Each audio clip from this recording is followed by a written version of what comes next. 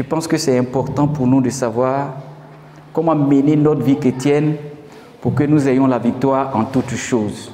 Oui, c'est très important. On a besoin d'avoir la victoire en toutes choses. Et si nous considérons ces 6 priorités que je vais donner ce matin, à la lumière de la parole de Dieu, parce que je ne vais pas chercher ailleurs, je vais puiser dans le texte que nous avons lu, 6 priorités qui sont nécessaires pour une vie de chrétienne victorieuse. Je pense que si nous sommes là, beaucoup, et d'ailleurs tout le monde veut mener une vie chrétienne de victoire. Je ne vois pas de chrétien qui veut que sa vie soit une vie chrétienne moche, une vie chrétienne où tout est bizarre, où rien ne marche, où rien ne se produit de concret. Non. Le Seigneur ne nous a pas appelés à ce genre de vie. Il nous a appelés à avoir la victoire. Je ne dis pas que seulement que nous allons être chaque fois, avoir tout ce que nous voulons, mais le minimum, c'est la victoire sur toutes choses. Même dans les difficultés, dans l'adversité, on est appelé à avoir la victoire. Parce que le Dieu que nous adorons est un Dieu vivant. Ce n'est pas une statue, ce n'est pas un marabout, ce n'est pas un fétiche, mais c'est le vrai Dieu, celui qui a créé le ciel et la terre. Et si nous disons que nous croyons au véritable, au Dieu vrai, le Dieu vrai est un Dieu de victoire. Il a reçu la victoire, il a eu la victoire même sur la mort. La mort n'a pas pu le maintenir dans le tombeau. La mort n'a aucun pouvoir, aucune puissance devant ce véritable Dieu. Alléluia. Nous sommes appelés à avoir la victoire. En toutes choses, en toutes circonstances. Et le Seigneur nous donne le mandat de la victoire. Regardez, pour notre victoire seulement, le Seigneur a tout prévu. A tout prévu. Quand il mourait sur la croix de Golgotha, sa dernière phrase, tout est accompli. Le tout est accompli de Dieu, c'est pour que toi tu sois heureux aujourd'hui. Le tout est accompli de Dieu, c'est pour que devant l'adversité, même lorsque des Goliaths, des géants se dressent devant toi, pour que tu saches que tu as la victoire. Beaucoup de chrétiens aujourd'hui ont peur, ou sont dans des sentiments de défaitisme. Ils pensent qu'ils ont échoué, qu'ils ne peuvent pas progresser. Beaucoup pensent qu'ils ont tout perdu et il n'y a plus d'espoir pour eux. Beaucoup pensent que la mort peut-être d'un parent, d'un être cher, est pour eux le terminus. Ils ne peuvent pas aller plus loin parce que celui qui les soutenait est parti.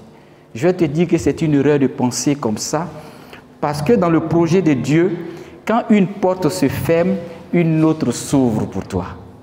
Dieu a prévu ça comme ça. Et le Seigneur nous a préparés déjà à la victoire. On traverse parfois de l'adversité, on traverse parfois des situations compliquées. Et on peut même s'interroger, mais où est Dieu? Parfois on prie, on se dit, mais Seigneur, à quand ma victoire? À quand ma victoire? Quand est-ce que je vais sortir de cette situation? Quand est-ce que je serai capable de lever la tête et de marcher droit? Aujourd'hui, je suis courbé à cause des difficultés, courbé à cause des problèmes. À quand ma victoire, Seigneur? Je vais te révéler ce matin au travers de l'Évangile, de la parole de Dieu, les 6 priorités nécessaires pour une vie chrétienne victorieuse. Nous avons besoin d'expérimenter la victoire dans notre vie chrétienne. Oui, même avec des difficultés, avec les problèmes, nous avons besoin d'expérimenter la victoire. Et les problèmes, les difficultés qui se dressent devant nous sont un motif pour nous rendre victorieux.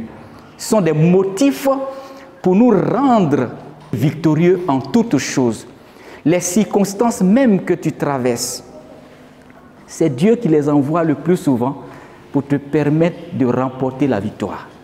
Parce que s'il n'y a pas de circonstances, s'il n'y a pas d'événements contraires, s'il n'y a pas de choses qui s'élèvent contre la volonté de Dieu dans ta vie, comment est-ce que tu peux expérimenter une vie chrétienne de victoire? C'est après avoir traversé l'adversité qu'on expérimente la victoire. Sans adversité, il n'y a pas de victoire. Sans problème, il n'y a pas de solution. C'est quand le problème arrive qu'on a une solution. Et nous qui sommes enfants de Dieu, nous qui avons pris la décision de marcher avec Jésus tous les jours de notre vie, nous sommes appelés à expérimenter la victoire. Découvrons ensemble, peuple de Dieu, les 6 priorités nécessaires pour une vie chrétienne de victoire dans 1 Thessaloniciens chapitre 5, versets 16 à 22. Et je vais faire la lecture de ce texte, peuple de Dieu. Tenons-nous debout et nous allons lire ensemble ce texte. Alléluia. 1 Thessaloniciens 5, versets 16 à 22. Soyez toujours joyeux, priez sans cesse. Rendez grâce en toutes choses, car c'est à votre égard la volonté de Dieu en Jésus. N'éteignez pas l'esprit, ne méprisez pas les prophéties, mais examinez toutes choses, retenez ce qui est bon, abstenez-vous de toute espèce de mal. Amen. Veuillez vous asseoir, peuple de Dieu. Nous allons donc découvrir ensemble les 6 priorités indispensables, nécessaires pour une vie chrétienne de victoire. Il y en a 6. 6 que je vais faire ressortir de ce texte pour que nous sachions que si nous avons et si nous appliquons ces 6 priorités dans notre vie, rien ne pourra nous ébranler, rien ne pourra nous décourager, rien ne pourra nous arracher de l'amour de notre Seigneur. Si tu appliques les 6 choses, ces 6 priorités. Vous savez, peuple de Dieu, une chose est d'écouter la parole de Dieu, mais une autre en est de la mettre en pratique. Et notre joie, notre victoire se trouve réellement dans la pratique de la parole de Dieu. C'est pour cela, prêtez attention, peuple de Dieu. Donc, ces 6 priorités, si nous les appliquons, nous allons découvrir la joie qu'il y a lorsqu'on sert le Seigneur. Et lorsque même il y a des problèmes, nous avons la victoire parce que nous pratiquons la parole de Dieu. L'obéissance à la parole de Dieu donne la victoire dans chaque instant de notre vie chrétienne. La première priorité que je voudrais faire ressortir dans ce texte, c'est libellé en une phrase très courte. Soyez toujours joyeux. Soyez toujours joyeux. Regardez ce que le diable fait le plus souvent. Satan vient pour voler notre joie. Il vient pour voler ta paix. Parce que quand un enfant de Dieu est joyeux, quand il est content, ça dérange le diable. Quel est l'objectif des problèmes? Quel est l'objectif que visent les difficultés? Quel est l'objectif de Goliath, de ce géant qui se dresse devant toi? C'est pour te voler ta joie, te voler ta paix, te permettre d'être triste, te permettre de ne même pas avoir le sourire sur ton visage. Il y a des chrétiens qui ne peuvent même pas sourire. Ils ont toujours le visage froissé. Or, le sourire donne de l'éclat à ton visage. Et ce qui démontre, ce qui montre de façon visuelle que quelqu'un est joyeux, c'est son sourire. Le Seigneur nous donne ici un ordre, une recommandation importante. Soyez toujours joyeux. Tu peux me dire ce matin, mais être joyeux là même là, ça apporte quoi? Je n'ai pratiquement rien dans la poche, je vais être joyeux pourquoi? Il y a des gens qui fonctionnent comme ça. Ils sont joyeux quand ils ont tout ce qu'il faut pour être à l'aise dans la vie. Ils sont joyeux quand ils ont assez et suffisamment d'argent. C'est là qu'ils sont joyeux. En dehors de ça, ils ont le visage froissé.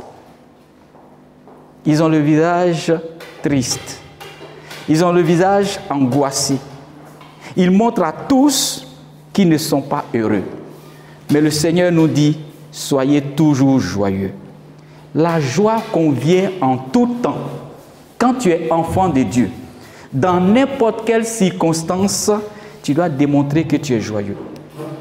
Être joyeux en tout temps, ça démontre que tu as confiance également en Dieu. Je vais dire à quelqu'un ce matin, obéir à la volonté de Dieu, qui dit soyez toujours joyeux, c'est faire confiance à Dieu.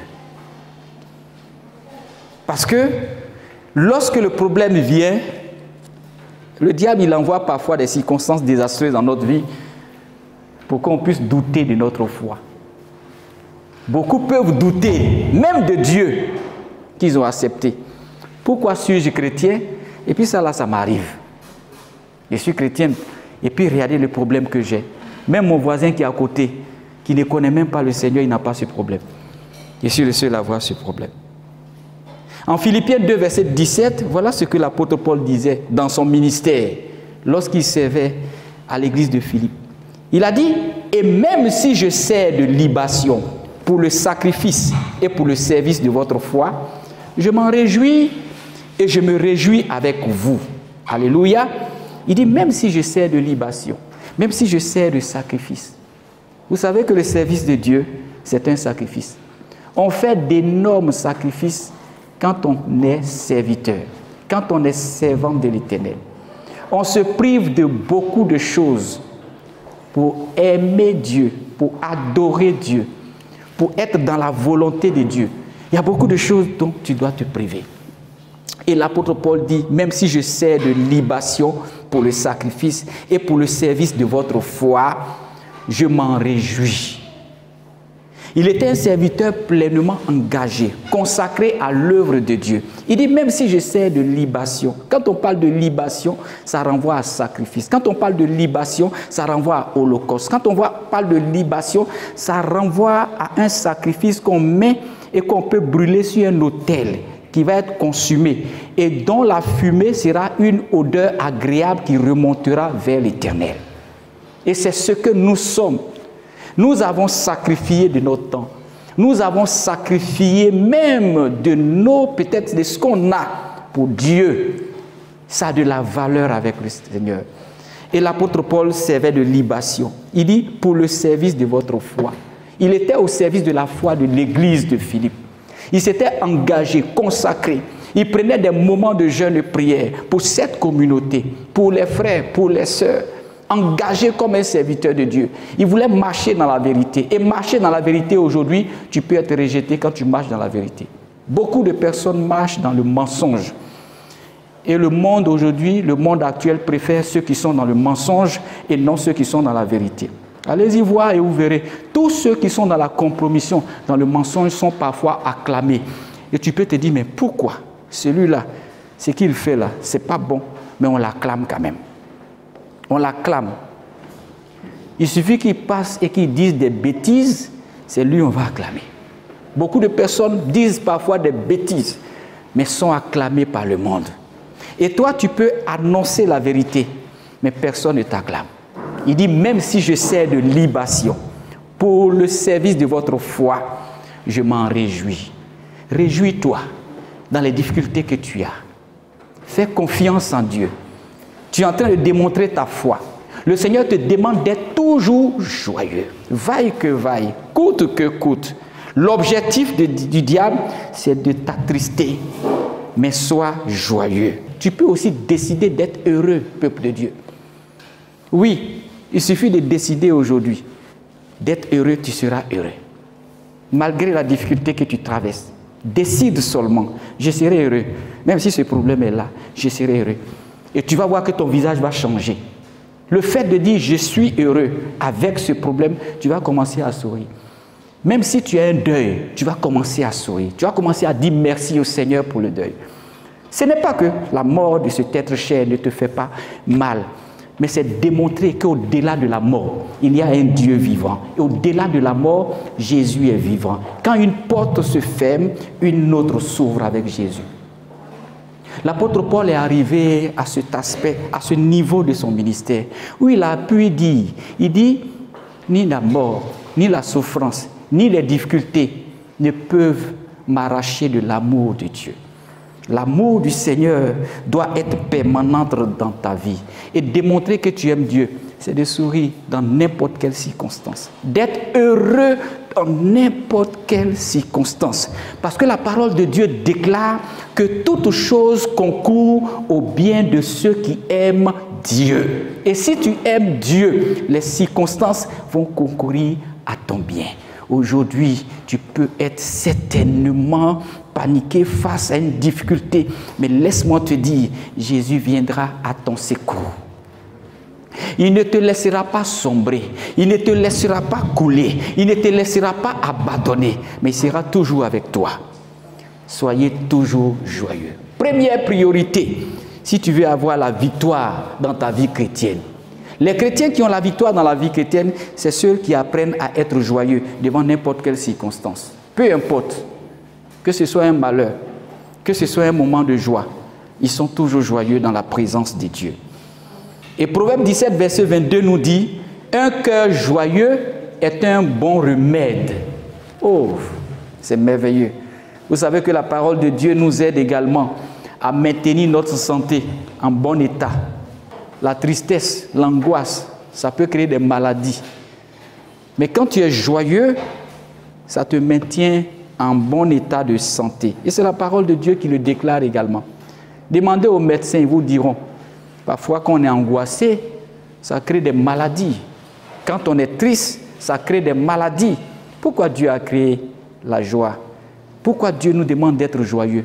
C'est pour nous maintenir dans un bon état de santé physique. Physique et aussi spirituel. L'impact que tu as en étant joyeux devant les circonstances vont maintenir ton état d'épanouissement dans un état spirituel et dans un état physique en bon état. Ça, c'est la première priorité. La seconde priorité, peuple de Dieu, pour avoir une vie chrétienne de victoire, c'est la prière. Il est écrit, priez sans cesse. Nous avons lu le texte. Priez sans cesse, au verset 17. Priez sans cesse. Beaucoup de chrétiens aujourd'hui négligent la prière. Mais laisse-moi te dire, sans la prière là, tu ne peux pas avoir la victoire. C'est vrai que tu as beaucoup de besoins. C'est vrai que tu veux beaucoup de choses. Mais lève-toi un peu dans la prière. Parle à ton Dieu. C'est le moyen que Dieu donne pour entrer dans le surnaturel. C'est le moyen que Dieu donne pour communiquer. C'est la plateforme d'échange entre ton Dieu et toi. Il n'y a que seul Dieu, seul le véritable, qui va pouvoir t'aider à atteindre tes objectifs. Toi-même, tu ne peux pas. Avec ta force, avec ton intelligence, avec ta sagesse, tu ne peux pas atteindre les objectifs de Dieu dans ta vie. Le Seigneur nous a confié des objectifs que nous devons atteindre.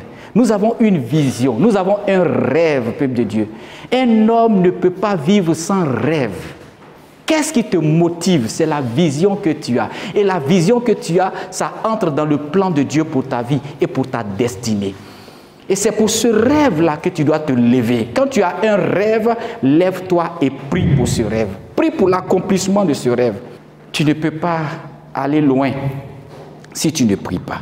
Quand la parole de Dieu déclare en 1 Thessaloniciens 5, 17, prier sans cesse, ça ne veut pas dire de prier sans arrêt, ni même de répéter constamment la même chose. Ce n'est pas ça. C'est pas ça. C'est pas ce que ça veut dire. Ce n'est pas passer le temps à prier sans arrêt ou bien répéter la même chose. L'Éternel est mon berger, l'Éternel est mon berger, l'Éternel est mon berger, l'Éternel est mon berger, 100 fois. Ce n'est pas ça, peuple de Dieu. Ça veut dire tout simplement de prier avec persévérance.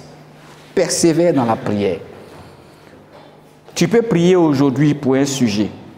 Tu n'as pas encore reçu la réponse et puis tu abandonnes demain. Et après tu dis Dieu n'est pas capable de faire. Non.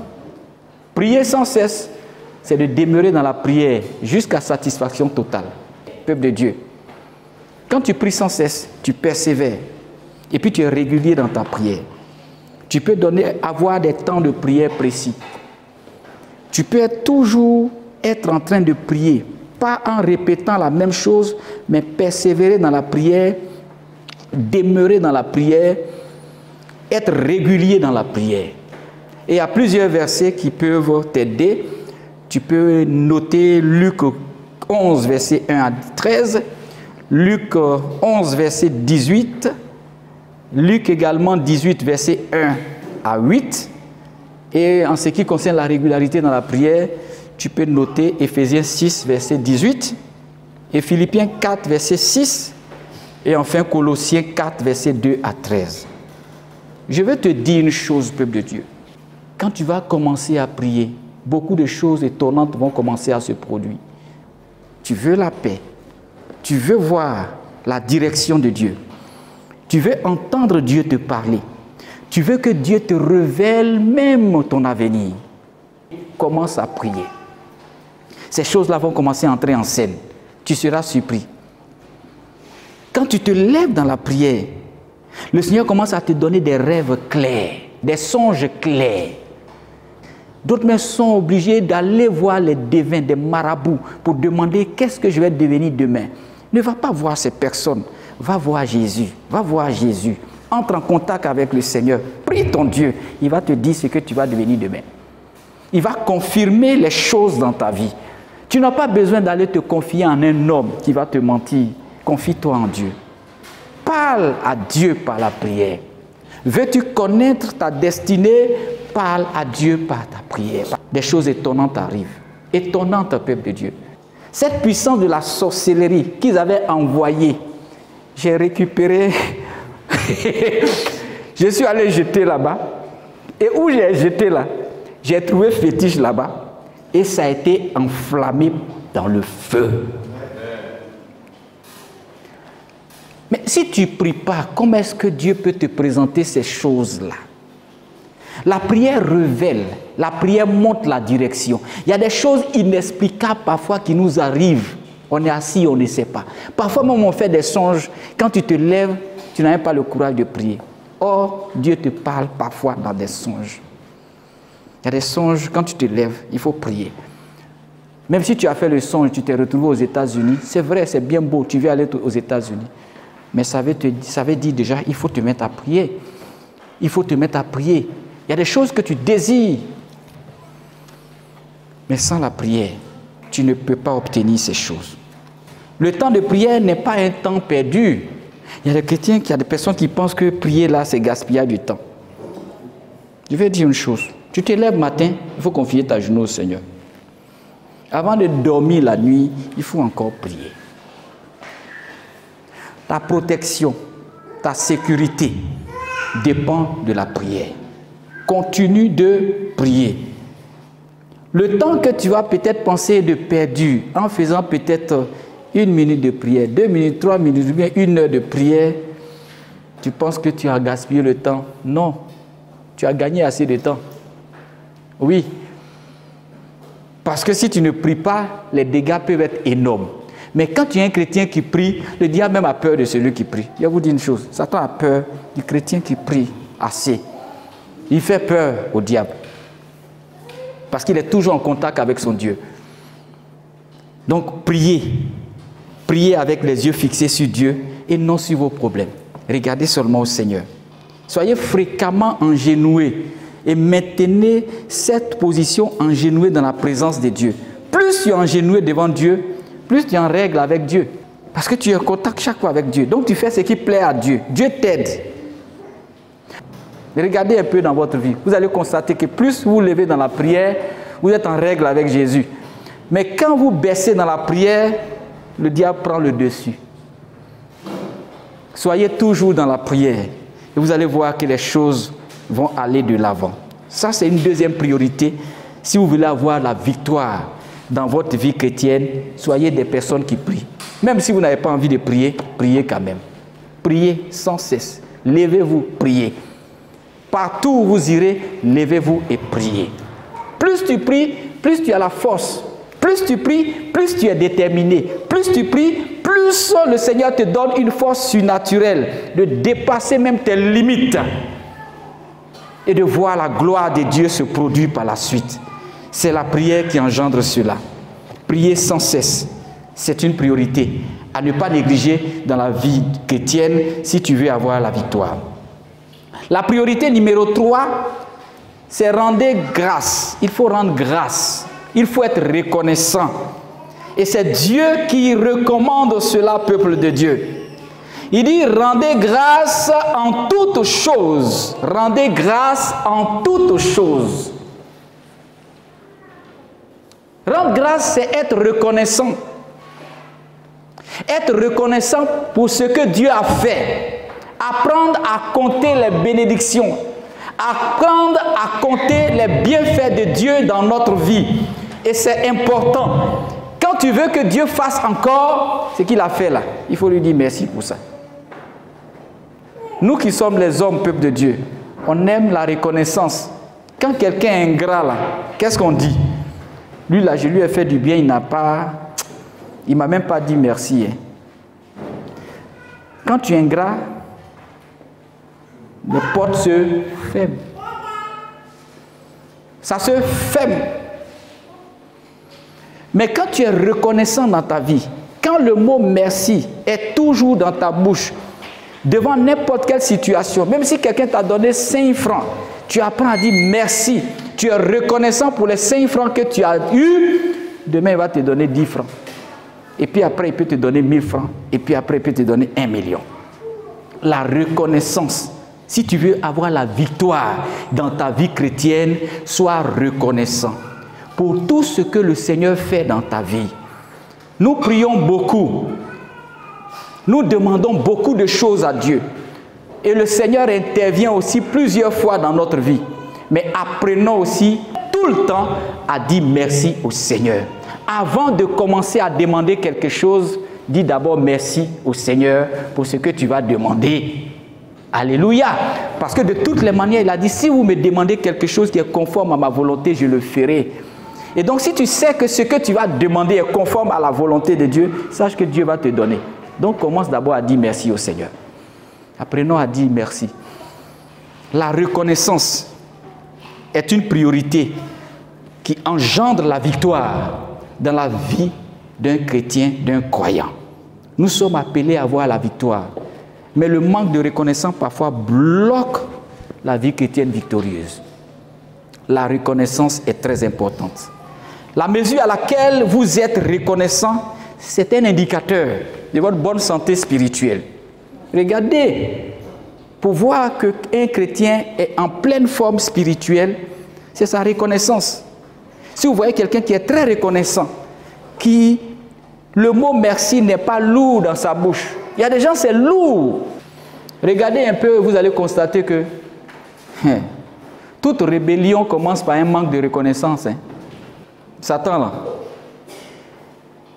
à un moment donné, il s'est rébellé contre Dieu parce qu'il n'était plus reconnaissant de ce que Dieu a fait de lui. Dieu a fait de lui l'ange le plus impressionnant au service de Dieu. Sa beauté était éblouissante. Le Seigneur l'avait positionné dans une position importante dans la hiérarchie des anges.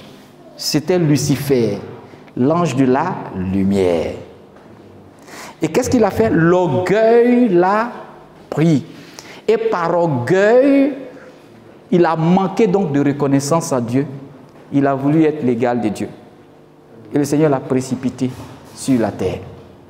Le manque de reconnaissance. Donc la rébellion. Tout ce qui est rébellion commence par un manque de reconnaissance.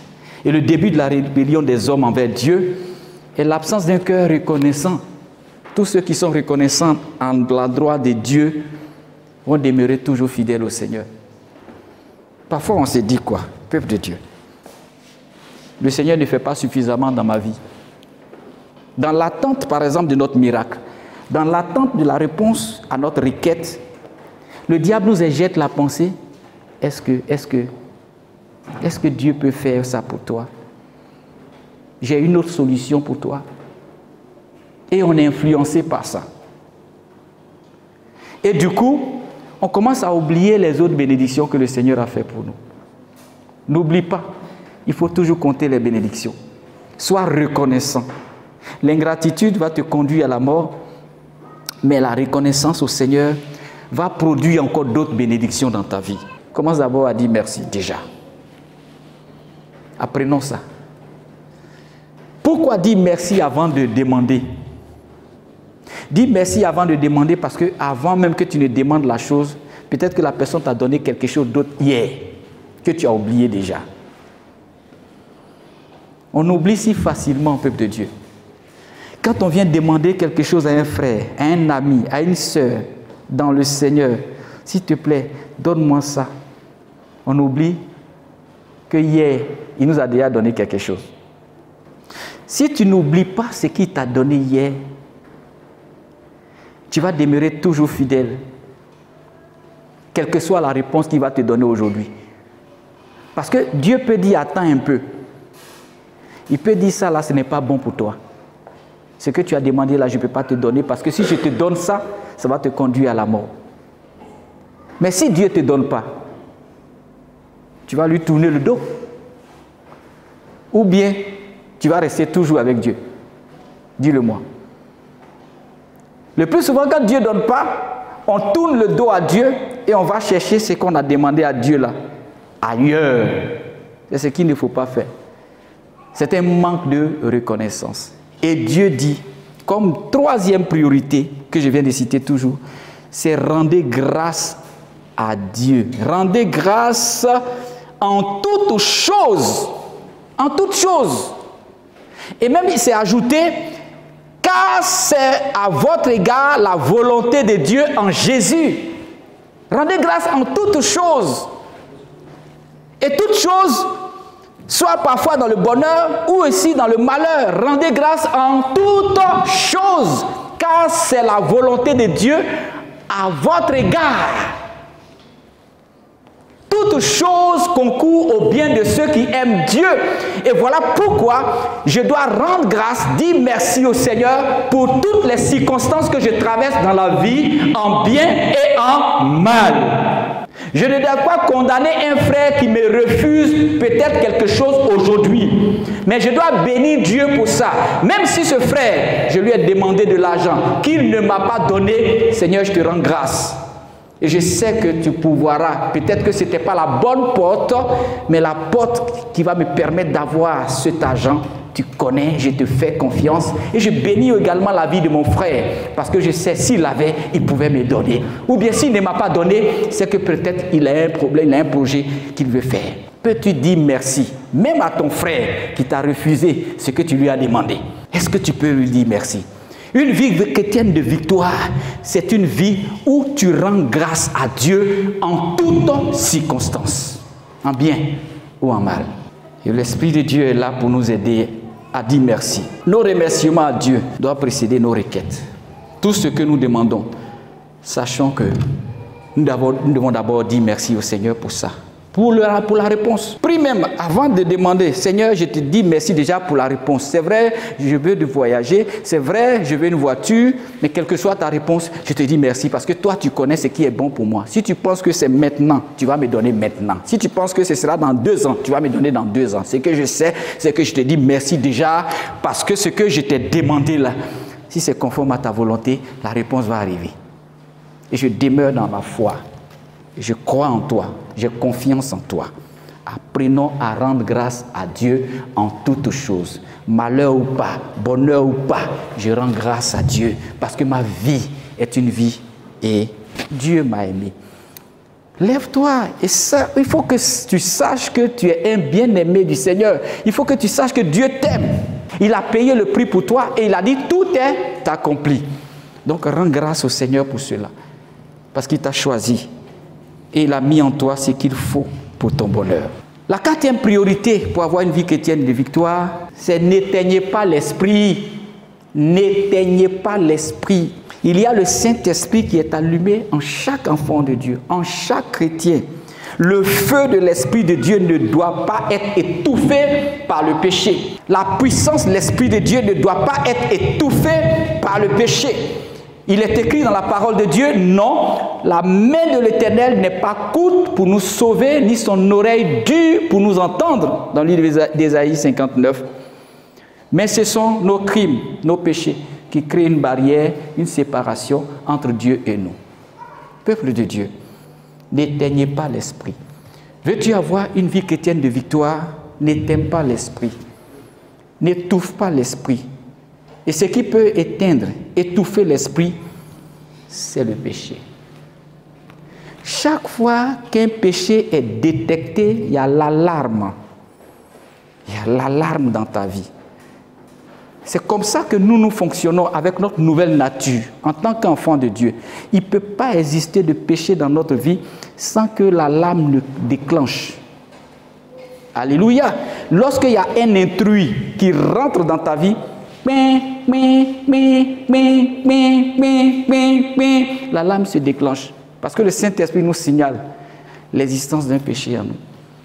Et pour ne pas éteindre l'esprit, nous devons automatiquement nous repentir. Demander pardon à Dieu pour ce péché et laisser l'esprit continuer sa flamme. C'est un feu dévorant. Le Saint-Esprit en nous dévore. Ça dévore quoi? Ça dévore aussi le péché. Le Saint-Esprit en nous ne peut pas laisser le péché dans notre vie sans dire un mot. Le Saint-Esprit ne peut pas regarder le péché te détruire sans parler. Le Saint-Esprit ne peut pas laisser le péché t'éloigner de Dieu sans rétablir la chose. C'est son travail. Il donne d'abord la lame et puis il t'aide à régler le problème du péché. C'est comme ça que le Saint-Esprit fait. Il n'est pas là pour nous condamner, mais il est là pour nous restaurer. Il te dit non, ça c'est pas bon. Et il est prêt à t'aider à réparer le dégât du péché dans ta vie. Le Saint-Esprit est merveilleux. N'éteignez pas l'Esprit de Dieu.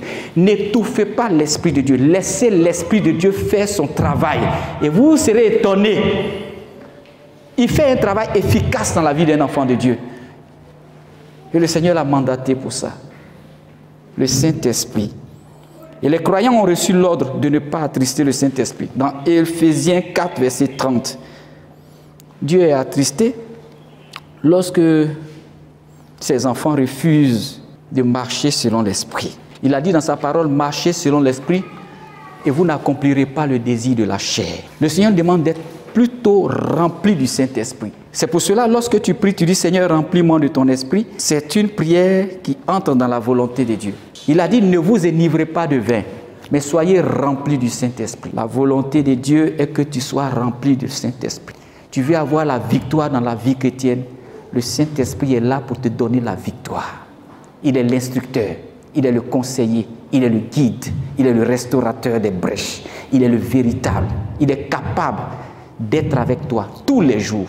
Regardez que c'est la dispensation efficace de nos jours pour opérer dans le surnaturel, pour avoir une vie chrétienne de victoire aujourd'hui. Sans la présence du Saint-Esprit, tu ne peux pas. Et le Saint-Esprit a été mandaté spécialement pour que nous, tous les chrétiens de la terre, nous soyons au même niveau. Personne ne dira que Dieu n'est pas dans mon église actuellement. Si Dieu était toujours dans cette dispensation corporelle, physique, quand il est ici, il ne peut pas être de l'autre côté. Quand il vient nous visiter ici, maintenant, il ne peut même pas être encore dans l'église qui est à côté ici, là. Mais aujourd'hui, là, quel que soit l'endroit où tu es dans une grotte, il est là-bas. Le même Dieu, le même esprit. S'il y a une autre personne qui est aux États-Unis, il se trouve là-bas. Dieu ne fait pas accession de personne. Son esprit est capable d'être avec toi, quel que soit l'endroit où tu te trouves. N'éteignez pas l'esprit. N'éteignez pas l'esprit. Marchez selon l'esprit et vous accomplirez les désirs de l'Esprit de Dieu. La 5e priorité nous dit de ne pas mépriser les prophéties. La vie chrétienne aussi, elle est accompagnée de prophéties. Les prophéties, c'est quoi? La prophétie, si je veux donner une définition simple, c'est un message de Dieu qui peut être écrit ou oral. Dieu peut parler. Les prophéties, ce sont des mots qui peuvent s'appliquer aussi à une révélation verbale de Dieu. Alléluia. On voit aujourd'hui beaucoup de prophètes annoncer de façon, avec leur voix, des pensées de Dieu. Alléluia. Donc, les prophéties, ce sont ces mots-là, ce mot qui peut s'appliquer à une révélation verbale de Dieu. Et Dieu peut parler, Dieu peut ouvrir la bouche pour communiquer un message particulier à son peuple. Vous verrez ça dans Actes 11, versets 27 à 28, 1 Timothée 1, 18, 1 Timothée 4, verset 14. Mais aussi, les prophéties désignent aussi le plus souvent sa parole écrite. Ce n'est pas seulement le message verbal, mais il y a aussi la parole écrite de Dieu. Toute la Bible, ce sont des prophéties. C'est la parole écrite. Il ne faut pas mépriser les prophéties. Plusieurs prophéties ont été annoncées ici, dans la parole écrite de Dieu. Et ces prophéties-là sont en train d'être accomplies. On les voit s'accomplir sous nos yeux. Des prophéties qui annoncent l'avènement de Christ. On les voit s'accomplir. Des prophéties qui ont annoncé beaucoup de choses qui se sont accomplies par la suite, peuple de Dieu. Dieu parle. Et Dieu, quand il parle, il accomplit sa parole. Quand ça vient vraiment de Dieu, ça s'accomplit. Ce que Dieu a dit, il accomplit. Ne méprisez pas les prophéties. Si tu veux voir la gloire de Dieu, prends au sérieux les prophéties qui sont annoncées dans la parole de Dieu. Prends au sérieux également les prophéties qui sont annoncées même par des prophètes vrais de Dieu, qui parlent, qui sont des voix que Dieu utilise pour communiquer également aux nations. Ne les méprise pas. Ces prophéties-là sont des messages de Dieu. Et ces messages sont empreints d'autorité, délivrés par un messager de Dieu qui est reconnu, un vrai de Dieu. Et les origines de ces prophéties sont divines. Alléluia. Donc, puisque ça vient de Dieu, ça exige que tu ne négliges pas ça. Ne prends pas à la légère toutes les prophéties qui viennent de Dieu.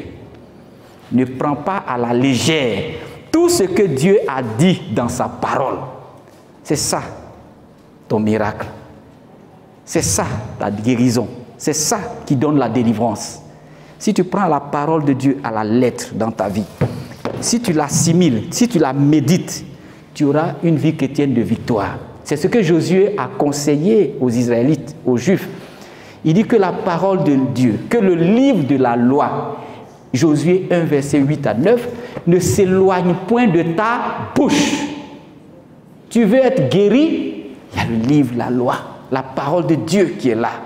La guérison est dans sa parole. Le miracle se trouve dans sa parole. Tout ce que tu dois faire, c'est de croire en la parole de Dieu. Et l'œuvre de Dieu dans notre vie, c'est que nous croyons. Dieu, il travaille pour que tu puisses croire. Les circonstances qui t'arrivent, c'est pour que tu puisses te tourner vers Dieu. Le travail de Dieu dans notre vie, c'est de permettre et de faire de telle sorte qu'on puisse croire en lui un jour. Dieu a travaillé depuis la Genèse jusqu'à l'Apocalypse pour que l'homme puisse croire en lui. C'est pour ça qu'il s'est révélé en trois entités. Il est venu d'abord en tant que Dieu, créateur de l'univers et de la terre. Les gens ne l'ont pas connu. D'autres l'ont accepté, d'autres ne l'ont pas vu comme étant Dieu. Donc, puisque c'était un Dieu abstrait, créateur de l'univers, on voyait seulement sa création, mais on ne le touchait pas.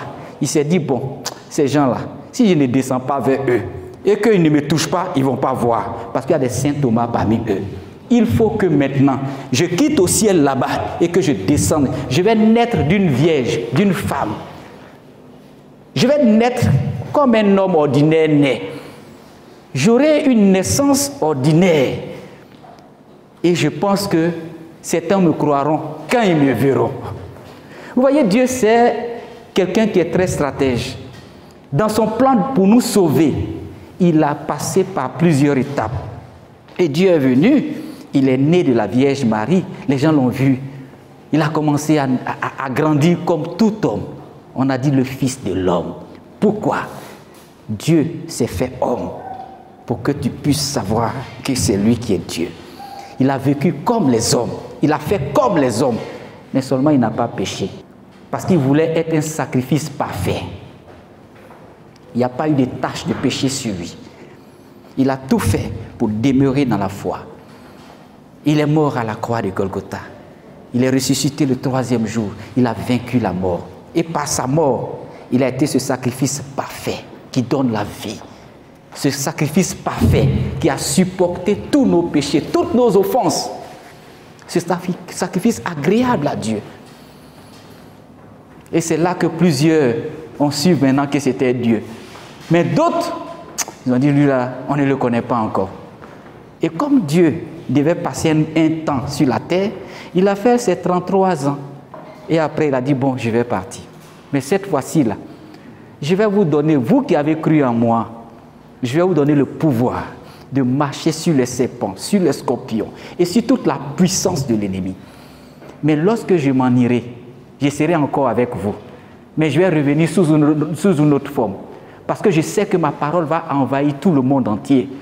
Et pour être dans tout le monde entier, pour que la parole de Dieu soit efficace, qu'elle gagne tout le monde entier, pour que tout le monde entende ma parole, pour que je revienne chercher l'Église, il faille que j'aille, et ce sera nécessaire pour vous que je revienne sous une autre forme, pas sous la forme physique, mais cette fois-ci, je viendrai sous la forme du Saint-Esprit et je vais habiter en chacun de vous, quel que soit l'endroit où tu te trouves, quelle que soit ta race, ta domination, je serai en toi. Et le Seigneur est parti. Et quand il est parti à la Pentecôte, il est revenu habiter dans la vie de chacun. Aujourd'hui, la dispensation de l'Esprit a envahi le monde entier. Chacun peut être rempli du Saint-Esprit. Chacun peut prophétiser, annoncer la parole écrite du Seigneur. Tous, nous sommes quelquefois des prophètes. Quand je me tiens ici et que j'annonce les vérités de l'Évangile, je suis en train de prophétiser. Est-ce que vous savez que les prophéties ne passeront pas? La parole de Dieu ne passera jamais. Tout ce que nous faisons sur la terre passera, mais la parole de Dieu ne passera jamais. Ne méprisez pas les prophéties. Si elles viennent de Dieu, acceptez-les, méditez-les, et vous verrez la gloire de Dieu se manifester dans votre vie. Vous aurez une vie chrétienne de victoire en marchant en conformité aux prophéties annoncées dans les Écritures et aux prophéties verbales qui viennent de Dieu et qui sont envoyées comme des messages par des personnes qui sont reconnues comme des serviteurs de Dieu. Et lorsque la parole de Dieu est lue ou prêchée, elle doit être reçue avec le sérieux qu'elle mérite, parce que ça vient de Dieu, peuple de Dieu. Et pour finir, peuple de Dieu, je vais vous révéler la 6e priorité pour avoir une vie chrétienne de victoire, c'est examiner toutes choses.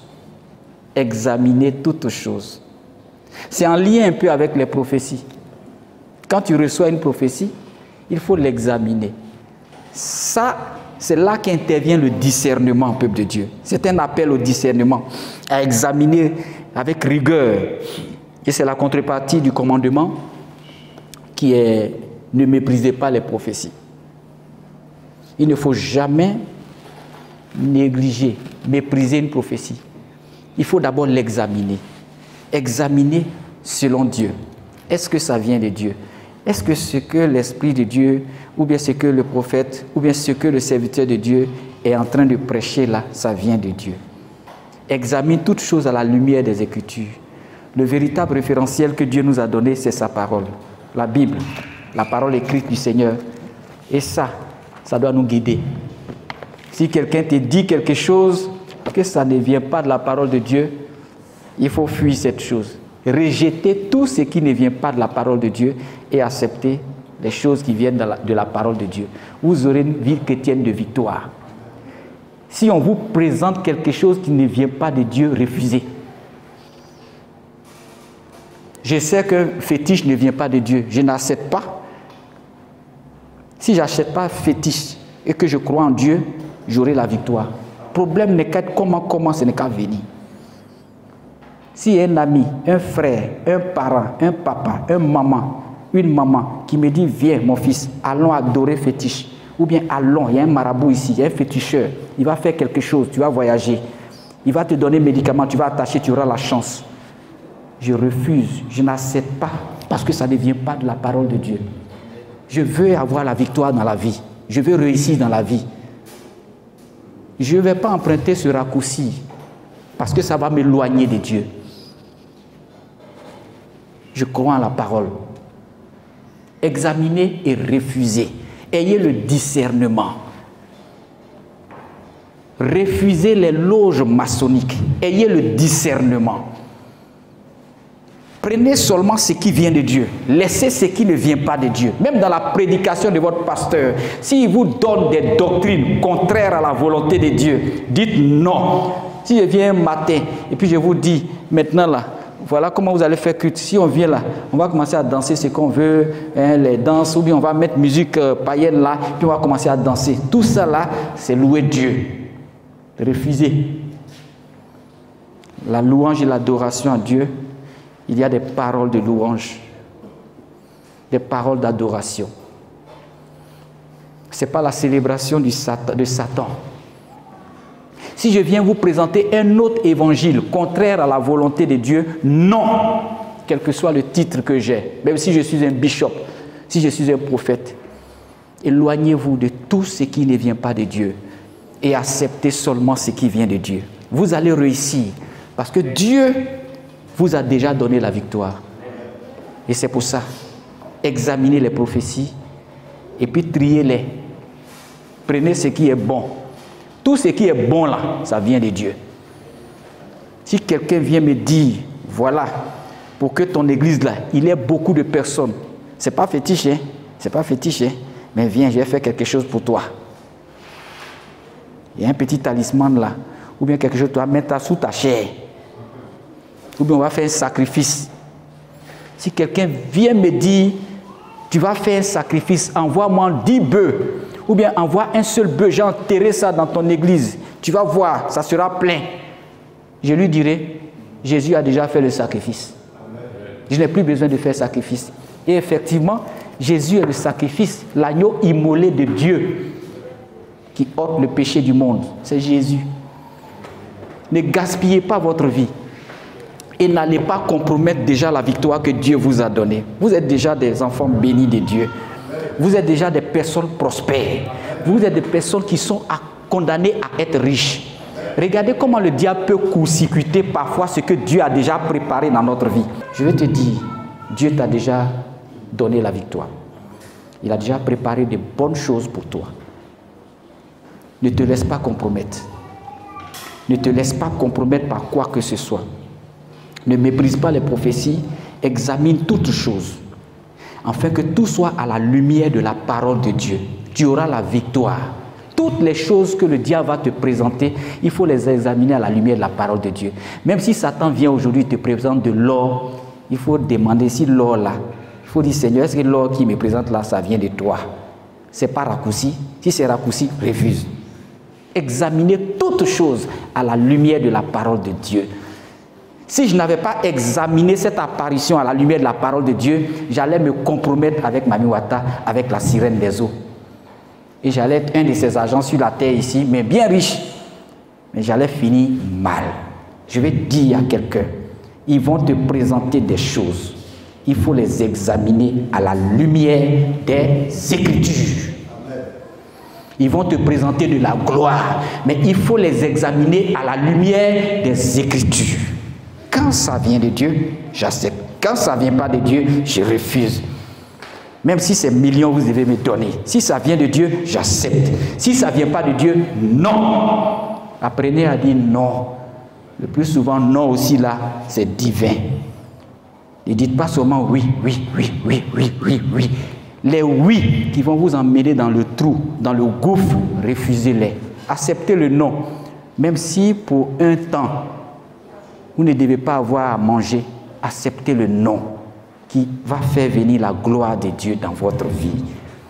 Le tout n'est pas la nourriture. L'homme ne vivra pas seulement de pain, mais de la parole de Dieu qui sort de la bouche de l'Éternel. Que Dieu vous bénisse. Vous êtes déjà dans la victoire. Marchez en suivant ces 6 priorités. Et vous verrez la gloire de Dieu. Ces 6-là, je les ai cités. Mais si vous voulez, je vais vous donner un bonus. Et le bonus, ce sera la 7e priorité. Je n'ai pas voulu donner ce bonus, mais je vais donner, comme on a encore le temps.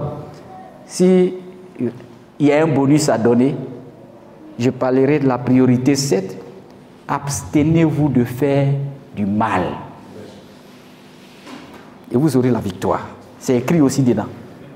Ne faites pas du mal aux gens. Faites seulement du bien. Même si quelqu'un vous a fait du mal, faites du bien. Ça, c'est la 7e. C'est le goissou que je vous donne ce matin. Ne faites pas du mal aux gens.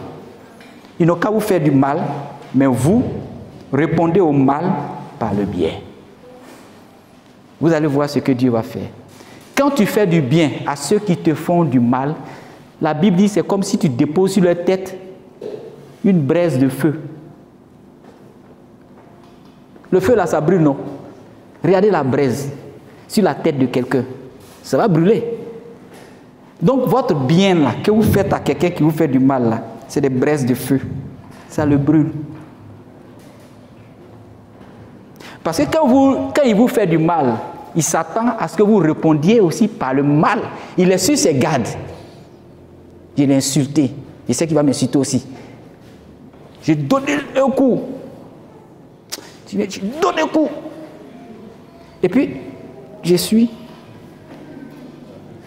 Il s'attend à ce que je lui donne. Mais bizarrement, je suis. Et il m'a fait mal. Et puis, bien que ça me fait mal, parfois, j'ai dit, hé mon frère, tu m'as tapé comme ça. Il s'attend à ce que tu le tapes. Et puis, tu prends ta voix, tu t'en vas. Il va réfléchir 2 fois. Il ne va pas dormir la nuit là. Parce qu'il est habitué, quand lui tape, on le tape aussi.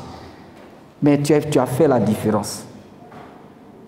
Demain, il va passer, il ne va plus te taper. Ce sera des braises de feu. Quand il reviendra prochainement vers toi, il fera attention. Cet homme-là, il est comment? Je le provoque tous les jours. Mais il me bénit. Je fais tout. Mais ce que j'attends, il ne fait pas. Faites du bien. Abstenez-vous de faire du mal. Ne soyez pas découragés de faire du bien. On entend le plus souvent dire, je fais du bien aux gens, ils ne sont pas reconnaissants. Ce n'est pas grave. Tu n'as pas besoin de la reconnaissance des hommes. Si Dieu reconnaît ce que tu as fait, c'est ça qui est plus important. Pour l'homme, là, ça va t'envoyer où? La reconnaissance de Dieu. C'est là qu'il y a la gloire. La reconnaissance de Dieu est plus importante que la reconnaissance des hommes. Parce que de toutes les façons, l'homme ne pourra pas reconnaître ce que tu fais. L'ouvrier mérite son salaire. Quand tu travailles, même pour les hommes, dis-toi que tu es employé de Dieu. Tu travailles pour Dieu. Tu vas bien faire le travail que tu fais pour les hommes. Quand tu considères que c'est pour Dieu et que Dieu est ton employeur véritable, même quand tu es en train de travailler dans un service, dans une administration, quand tu es en train de travailler dans une cour, chez un particulier, dans une société, dans une entreprise privée ou publique, et que tu te dis, je travaille pour Dieu, tu travailleras bien.